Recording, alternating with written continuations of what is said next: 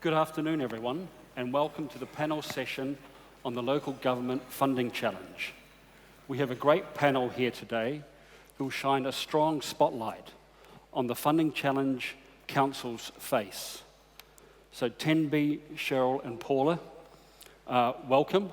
Thank you. They're all mayors of high growth areas, and thank you very much for your time this afternoon. Infrastructure investment is key to improving economic growth and performance. Funding that infrastructure is challenging. Demand for projects keeps growing. Council balance sheets are near their debt ceilings. Strong leadership is needed to ensure infrastructure is delivered. Decisions need to be made. I'm going to start off with a question for each of the mayors, starting with you, Tenby. And the question is regarding the size of the local government funding challenge and how serious is that funding challenge? Thanks, Martin. Great to be here today, everyone. It's a packed hall, and talk about having the spotlight put on us. It feels like that right now. From a Tauranga and I should say Western Bay of Plenty perspective, it's huge. It's $4.3 billion over the next 10 years. And the reality is that we can't pay for half of that. And some of you would have read the challenges that we've got as a consequence of that in terms of how the council is going to approach the long-term plan. The opportunity is unique in Tauranga to a degree, and we can probably get to that later on, but I will postulate that we have an opportunity to work as a Western Bay of Plenty collective, if you will, of 3 councils around the shared wealth of that area. And I say that because we have, quite obviously, the Port of Tauranga, owned principally by the Regional Council through Quayside Holdings. And yet, when it comes down to this growth over the next 10 years, through this concept of smart growth, it will be Tauranga City Council and Wakakatahi NZTA that have 90% of the cost burden to execute that plan. So it begs the question as to how we can work better together, and we will need government support to do that, on a funding solution. Great, thanks Tenby. Sheryl. Thank you, Martin. I guess the issue of how big the problem is, it's always bigger than we can, any of us can afford. And when we're talking about representing our ratepayers in Whangārei, of course, our incomes are lower than many. And we, as the representative of the people of Whangārei, it's behoven on us to, and as mayors, we know we want to do more than we can afford. So the issue is way bigger, and it is the affordability, and that's what we are here to hear about, what potential solutions are, because we can plan, and in local government, of course, we are required to have 30 to 50-year infrastructure plans. Our friends in central government, it would be wise to encourage them to do the same sort of thing, and that's been a theme that's coming through, is around that strategic and long-term planning, and then around who pays. And it's people, it's either a ratepayer or a taxpayer, we're all the same people, and it's where that money comes from. Over the years, we have looked at using the debt instruments that we can have, and fortunately in our district we've got capacity for more. There are other councils who are right at the cusp of their debt limits. Auckland is one of them. So we represent the Upper North Island region, which has more than half the population, and so the infrastructure that we've got to address is ageing. We've got the issues of climate change, so the problem is huge, and I don't think we as a nation have addressed it effectively yet to know how we can address it effectively. Thank you, Sheryl. And Paula, from a Hamilton perspective? Thank you, Martin. Kia ora koutou. Look, the problem is massive. The word is just massive. The funding gap is huge. And going off what Sheryl said before, it's not only a gap between what we want to do and the ability to fund it, it's a gap between what we have to do and our ability to fund it. I'll just give you a couple of examples from Hamilton's perspective. We've got nearly $1 billion worth of costs coming our way for things like the Southern Wastewater, which in itself is $250 million. a swale, a Whangārei swale, which is 150 million. Peacock, which is our biggest, newest growth cell with their wastewater network and the bridge, 300 million. And Ruakura, which is the inland port, with $150 million worth of transport corridor work. So you can see even those things add up to an incredible amount of money. And in order to get the benefits from growth, those housing areas, we do have to put that money in. Sheryl's bang on, though. There's only 3 sources of money in local government to meet that. There is the ratepayer, the good old ratepayer, and I want to say something on that later. There is central government, and we've heard about aligning with central government from a number of speakers today. And then there are the developers, and the concept we just heard before about business paying for growth, business pays for growth. But what does that mean? What parts do they pay for? How much can developers bear before it becomes a burden that means they slow down or stop developing? And the critical thing for me is who pays for the community infrastructure, the pools, the parks, the libraries, because building houses is just one part of the equation. Great, thank you. Massive demand, massive challenges. Good word. So around the challenges, debt revenue ratios are a challenge to council balance sheets. Cash rates are low. Investors are chasing and hunting for high-yielding assets. Post-COVID, risk profiles are in the spotlight. Will infrastructure assets be viewed as being more risky for investors? Cost control is always a focus for council. How high can rates go? So given this economic backdrop, what are the council's thoughts on what is required going forward compared to previous funding strategies? Paula, shall I start off with you? Thank you. So one thing to remember about debt, as I think a number of speakers spoke on this morning, is that debt must be repaid. So I do foresee that local government, especially the high growth councils like ours, will have to leverage debt a bit more. And of course now we've got that opportunity to go to 300% debt and then scale back. However, we do need to ensure that we're able to pay that back over time. So it's about wisely spending that debt, actually.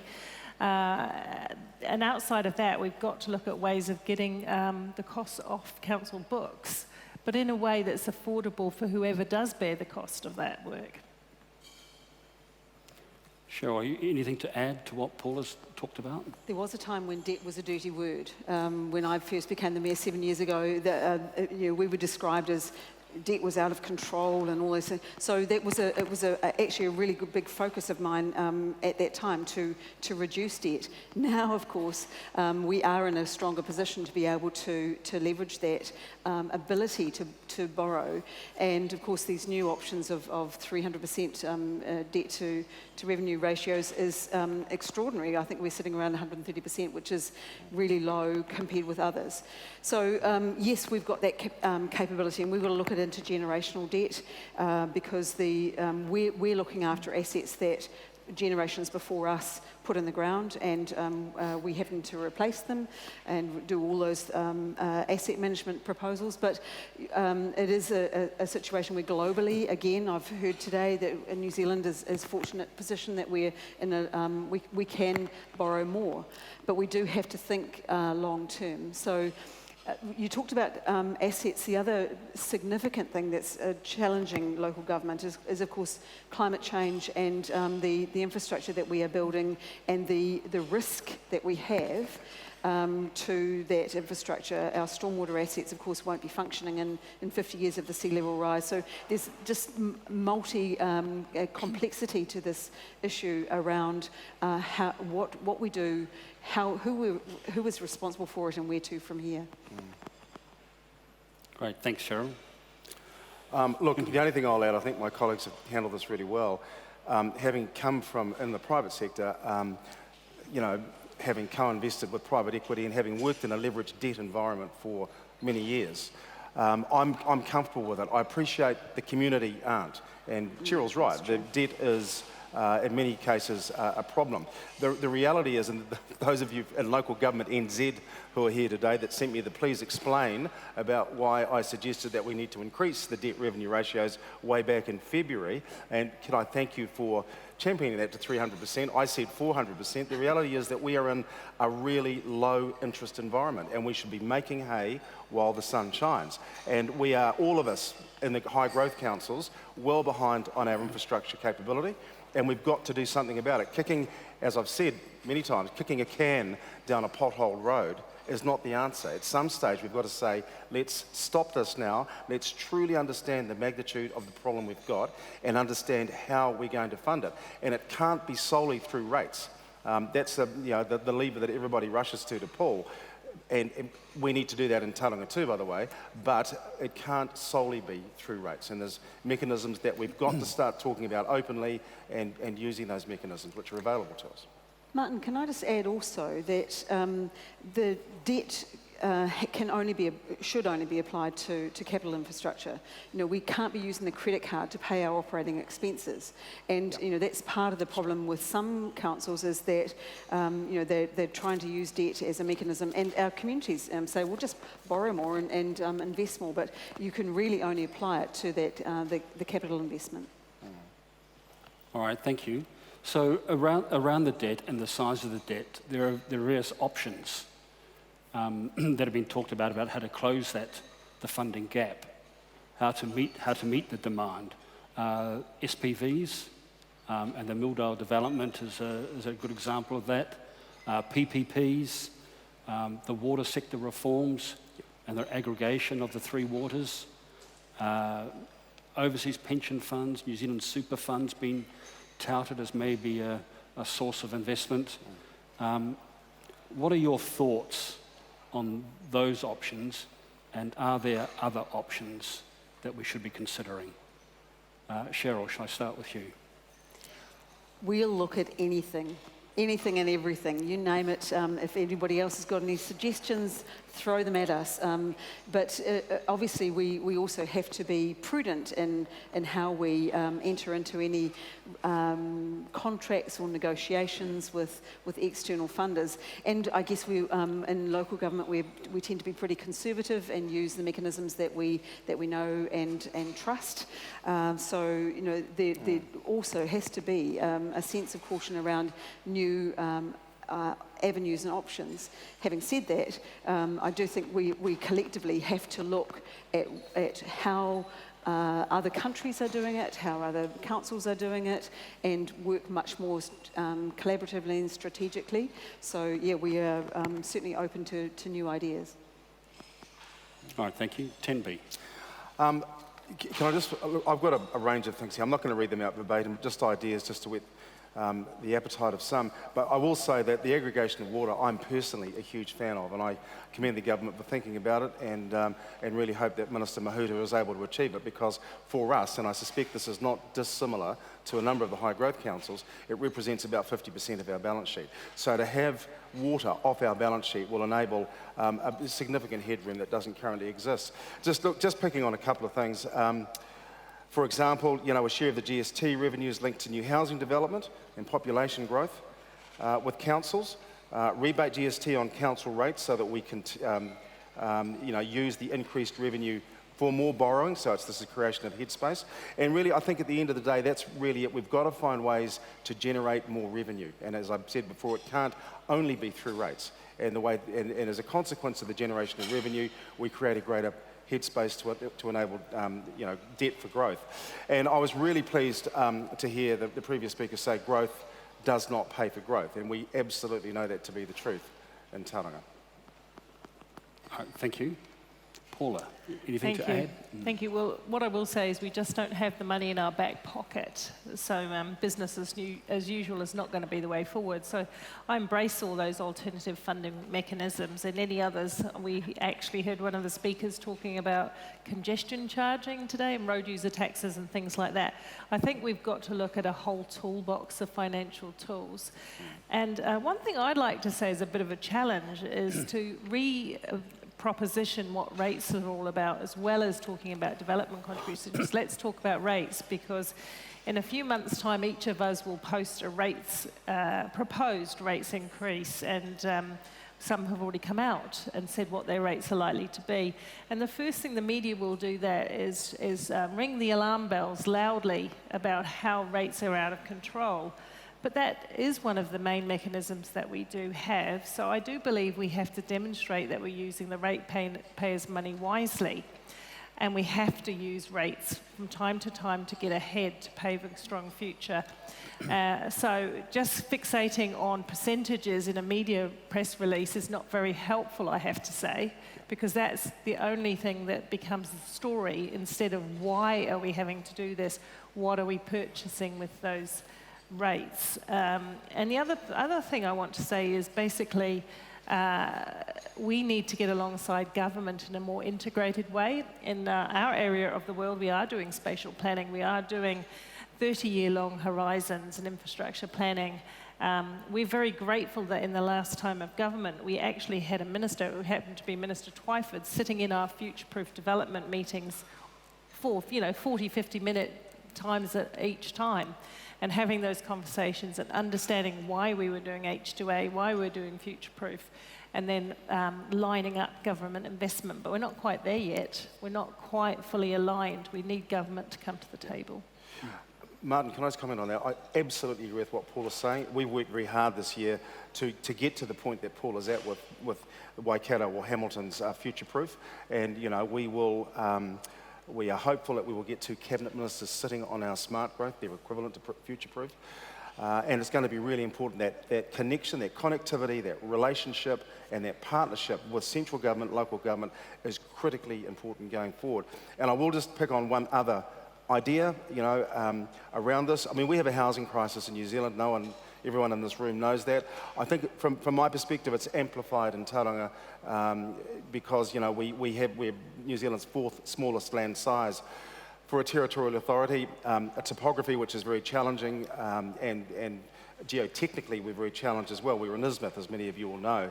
But for example, increasing Kāinga Ora's current 7.1 billion, which sounds a phenomenal amount, but increasing that debt limit to allow it to extend or expand its current home building plans, 14,000 homes by 2024 as a goal. I mean, we have got to start building houses. We're not going to do it by just continuing to talk about it.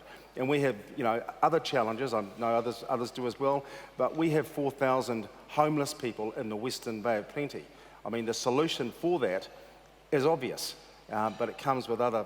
We talk about infrastructure here. We do forget that the impact on infrastructure, it needs to be able to deliver services to our most vulnerable. And we need to build houses for these people and provide the wraparound services that they desperately need, that very few people in this room would need, if any. But homeless people do need, another degree of assurity and support. And so I would, really encourage government to look at what Kāinga Ora is doing and really put the foot down on building houses across New Zealand. All right, thank you.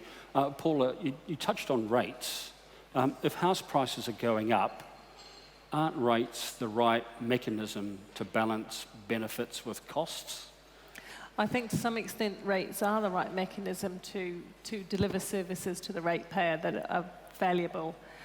Going off Tenby's comment about water aggregation, I think, however, councils have an obligation to deliver things to the ratepayers in a cost-effective scale.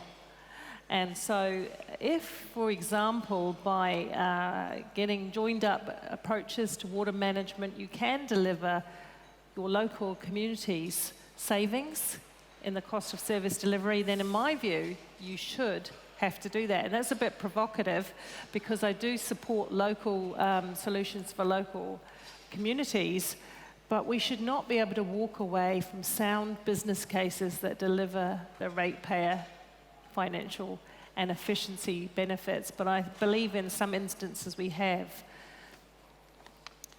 All right, thank you. This morning people talked about decision making and the need for speed and urgency around decision making. And the decision making does seem slow. the decision-making at both the central government and a local council level, are they real barriers to moving forward, and are they holding councils back in their activity to get funding or to face the challenges? Tenby, did you want to kick that off? Well, the answer is yes, Martin, and I've been, again, pretty public on this, in fact, very public about it, that the level of governance required to run the high-growth councils is, in some instances, just not there.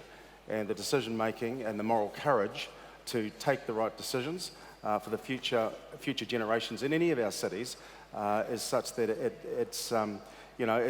we do need to be courageous, and it will run against many community views. But apropos the comment that our colleague from Auckland Council made, growth does not pay for growth. We've got to find a way to do it. Rates, I will come back to this, rates is just one lever, and I think we now do need to say, what are the other options we've got, in working with central government particularly, to find mechanisms that will in some way future-proof where we're going. I mean, Tauranga City Council, we're at 180% debt to revenue right now, and so that fits within the 200, that's fine, and it's going up to 300 in June 2022, I think it is.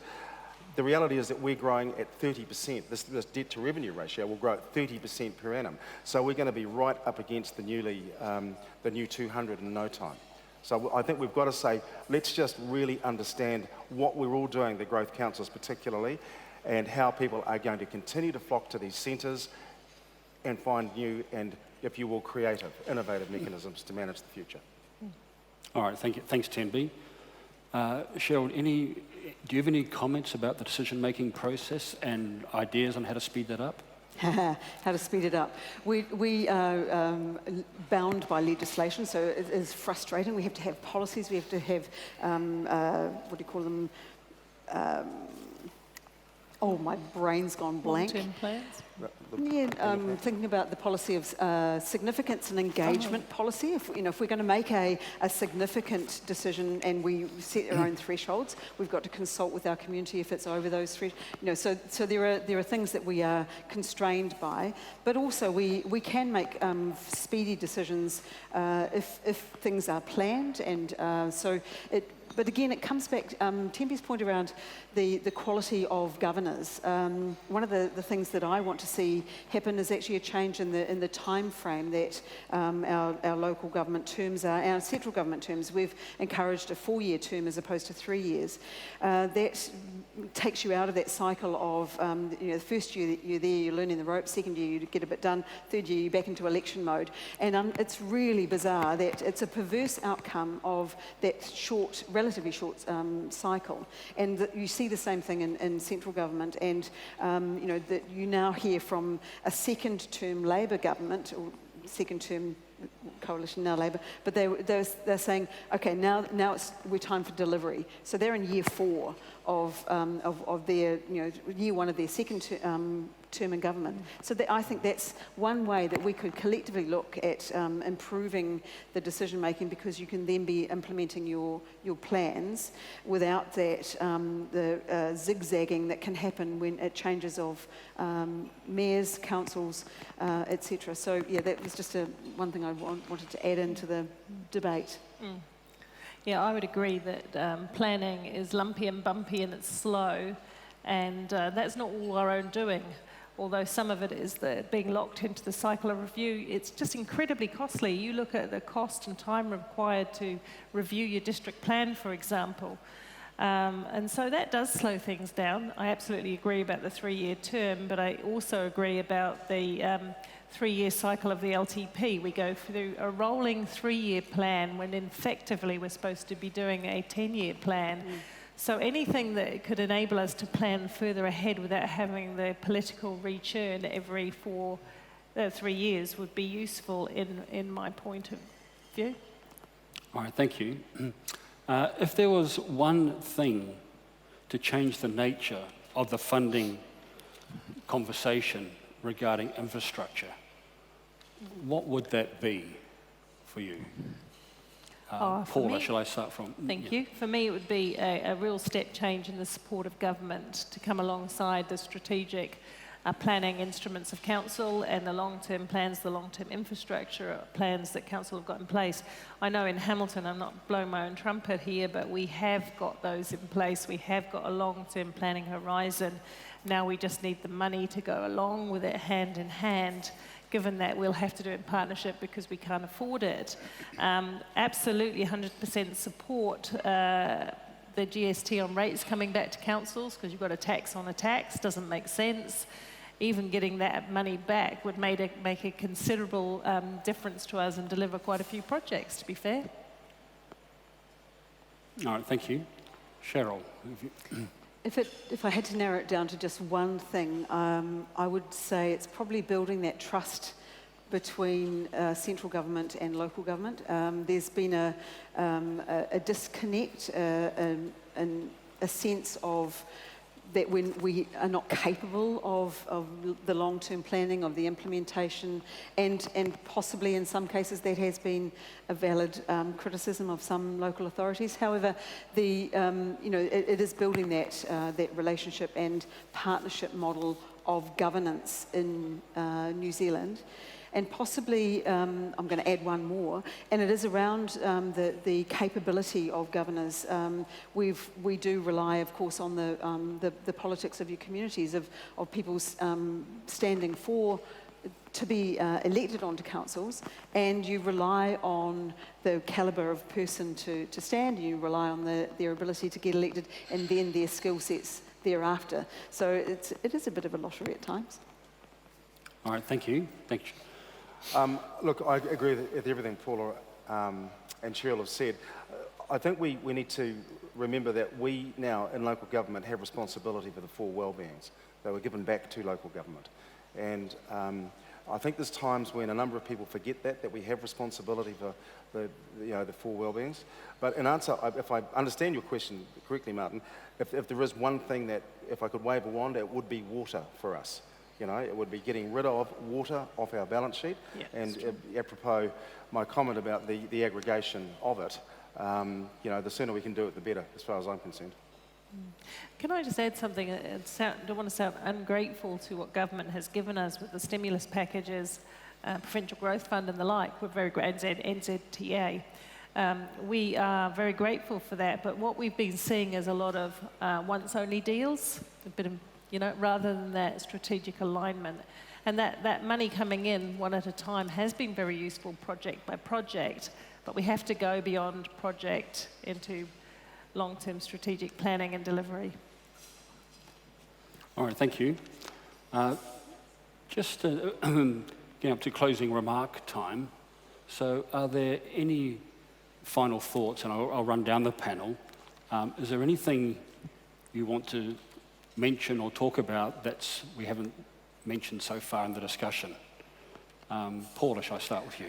Well, I think we need to talk about how we incentivise councils to work together.